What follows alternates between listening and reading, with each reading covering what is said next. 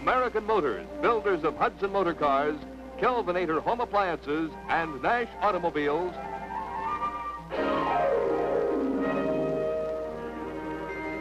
and the Dairy Farmers of America, through the American Dairy Association,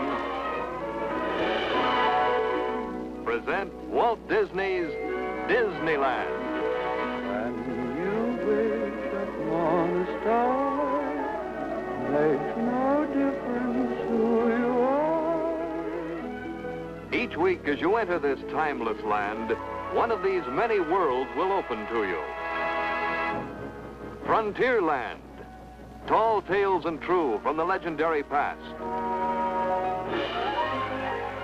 Tomorrowland, promise of things to come. Adventureland, the wonder world of nature's own realm. Fantasyland, the happiest kingdom of them all. Presenting this week from Fantasyland, The Goofy Sports Story.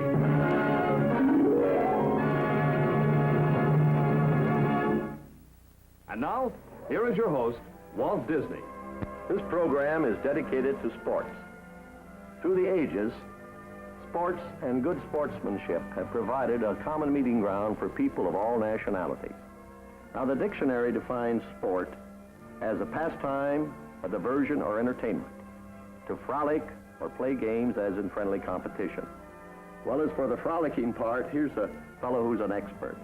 It's our old pal Goofy, who considers himself an all-star athlete. So, it's the Goofy Sports Story that we bring you now. Goofy's tried just about every sport. Tennis, skiing, swimming, baseball, track, football, and many others. Now, history tells us that the first organized sporting event took place on Mount Olympus in Greece way back in the year 776 BC. It was here on these historic slopes that the spirit of sportsmanship was born. Alpha, beta, gamma, delta, epsilon, zeta. Oh, pardon me. Yes, we Greeks had a name for it. Olympiaki Agionis, which means to you the Olympic Games, in honor of the great god Zeus.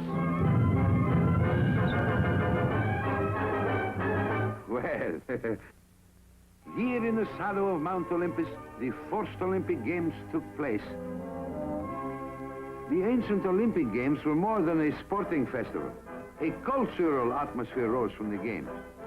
Yes, history has been enriched by the Olympiads' contribution to civilization, and mankind can be proud of its rules of fair play and sportsmanship, which have descended down through the ages to the present day. Oh,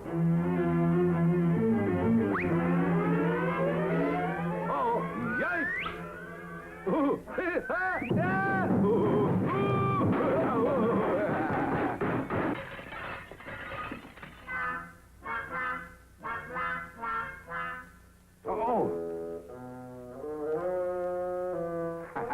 Well, as I was saying, the Olympic rules of sportsmanship were so strict that those who entered the contest had to swear to uphold the game's high ideals. Do you swear? No, I do. Symbolic of these glorious games is the torch-bearer. May joy and good fellowship reign, and may the Olympic torch continue through the ages. But alas, in AD 394, the Roman Emperor Theodosius forbade the celebration of the games. So the flame was extinguished for the next 1,500 years. But in 1896, the Olympic Games were revived by Baron de Coubertin, a Frenchman, I think, who said, quote, "The main issue in life is not the victory, but the fight. The essential thing is not to have won, but to have fought well. And again the symbolic torch was relit. On your marks. Get set. Go! And so the Olympic torch was carried to all parts of the world. Rome, Egypt, India, China. Through forests and trackless wastes, over mountains and sea, down to the present day.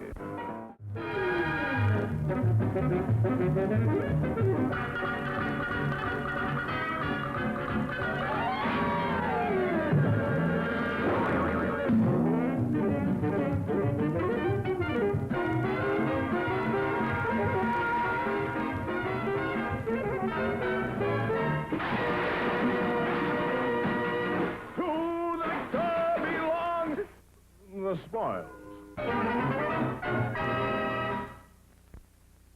Gymnastics is an ancient Greek word meaning athletic or disciplinary exercise. But the first basic principle of the true athlete is conditioning. There are various ways of achieving this and... Oh! Sacroiliac, or aching back to you. But you must remember, I'm over 2,400 years old. Well, anyway, Greek kings ruled that all males must strive for physical perfection. These athletes had bodies like Greek gods. In fact, they were Greek gods.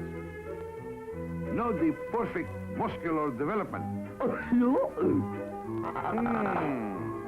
This is a body. It could use a bit of building. Boy, here, boy. Allow me to present this little gift. A Greek bearing gifts. Go, my son, and rebuild up that body.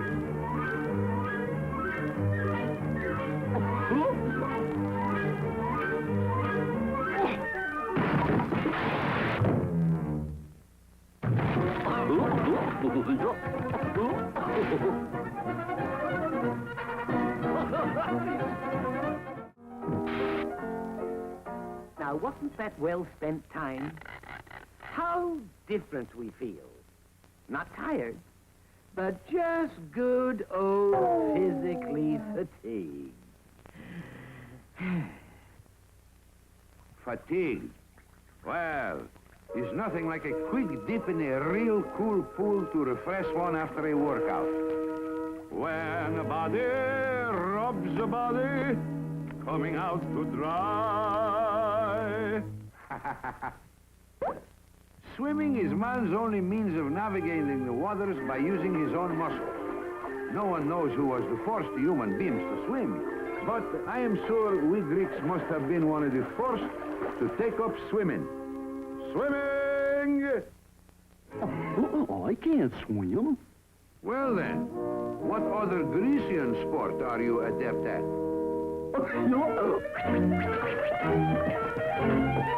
Skiing, or skiing to you. Skiing? Well, that's one of the few sports for which we Greeks cannot take the credit, mainly because of our lack of snow. So let us swish to Swisherland.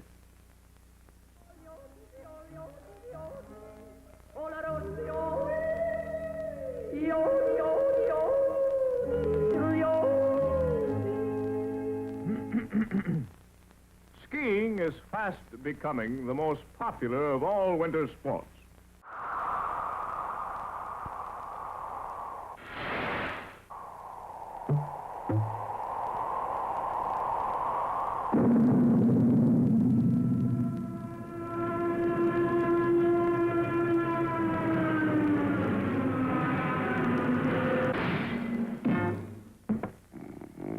After a vigorous day in the open, the skier never has any trouble falling to sleep.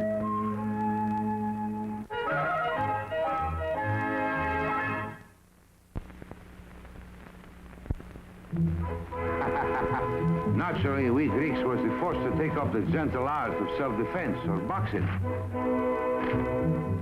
Box fighting, as everyone knows, is a scientific art in which the participant is always in a position to protect himself at all times.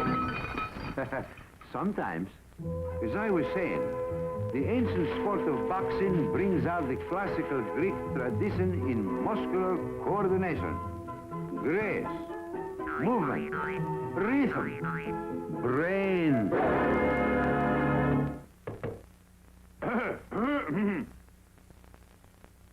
Pardon me, but what type of Grecian athletic contest are you indulging in? Gosh, I don't know. Maybe it's baseball. Baseball, I find no mention of such a game in the poems, tomes, or sonnets of ancient Greek literature. High ball, low ball, cue ball. Baseball. That's Greek to me. Here, read this. Thank you. Ah, yes. He says here that the game of baseball originated from the English game of cricket. Cricket? No, absolutely not. Maybe then from rounders? Rounders? Egad, nix. No, sirree. Then perhaps from town ball or, Town ball? Never. Quite right. No, cricket. Knickerbocker. Rounders? No. Yeah. Why? After double day. New York game. One catch. Split ball. Game. well, if we're going to have controversies.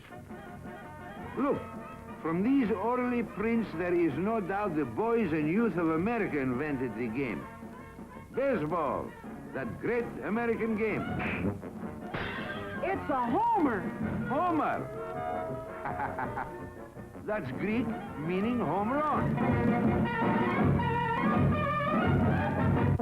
Baseball, the great American game.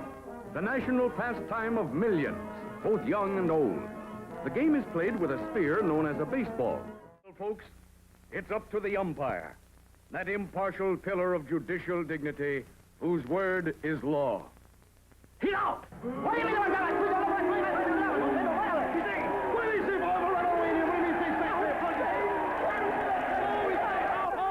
Free speech, that great American privilege, is thoroughly enjoyed by players and spectators alike. That's why the national sport will always be that good old American game, baseball.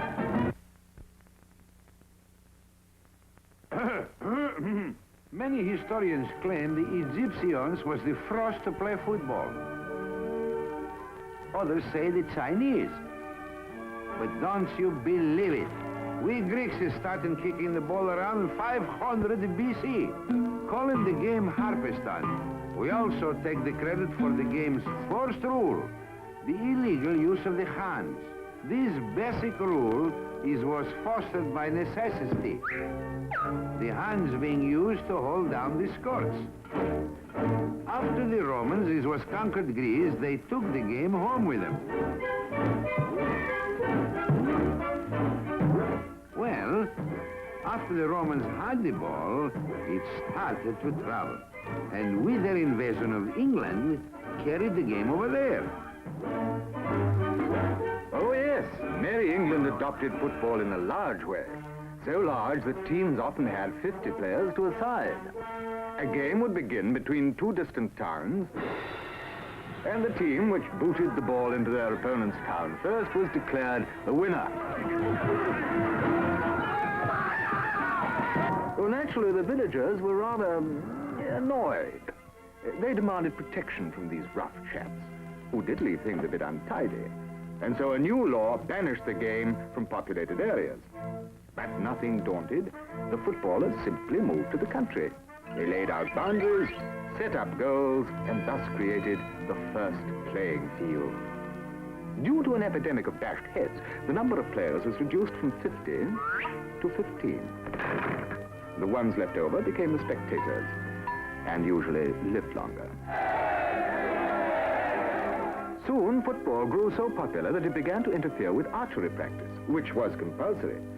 The royal archers became less proficient with the bow than with the ball. So, King Edward III banned the game. Football players shall cease play under ye penalty of long imprisonment. But the brave lads with true British grit continued to play. Under cover, as it were.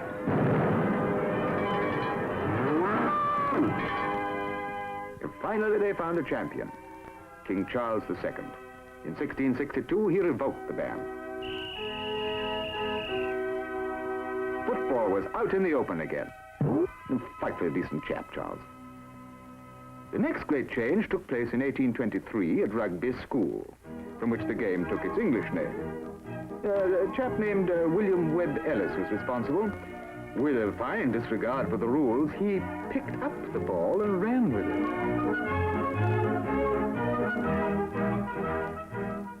Soon football was being played simply everywhere. Smashing game, what? The first game of American football was played between Princeton and Rutgers in 1869. It was during this game that some exuberant spectators gave the first college yell consisting of sis, boom, ba, rah, rah, and rah. The college spirit caught on with some of these early day juggernauts. Well, anyway, the boys liked knocking their heads together. And it wasn't long before many more teams came into existence, complete with pennants, pom-poms, and bands of every description.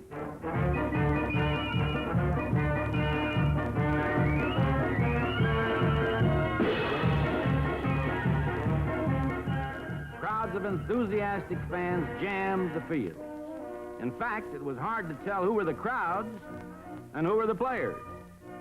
It was about this time that the old game of push and pull football began getting itself rules, permitting these fellows to make with high tackling, low tackling, drop kicking,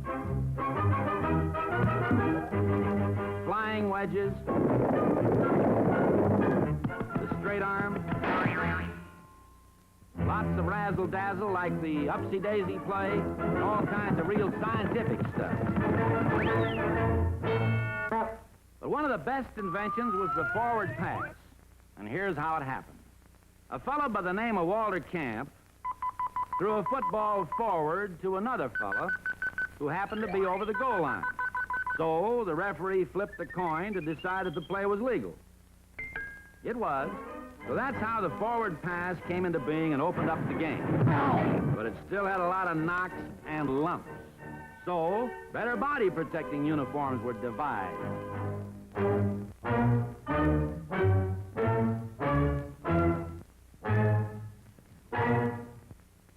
From the small handful of enthusiastic fans who yelled the first yell, quote, sis, boom, ba, rah, rah, and creating American football as we know it today. And now, allow me to show you how the game is played. Football needs special equipment. A college covered with ivy, a coliseum or stadium filled to overflowing with 100,000 rabid, wildly cheering fans, great armies of vendors, managers, mascots, photographers, sports writers, doctors, elaborate brass bands, assorted coaches, old grads, scores of Annie Oakleys, and two teams resplendent in brilliant uniforms create a riot of color and atmosphere unequaled by any other game on earth. And there's the final gun, and Smith wins for Taxidermy Tech by half a point. To the coach goes the real credit. It's his clear thinking and calm, level-headed reasoning that makes football the great game it is today.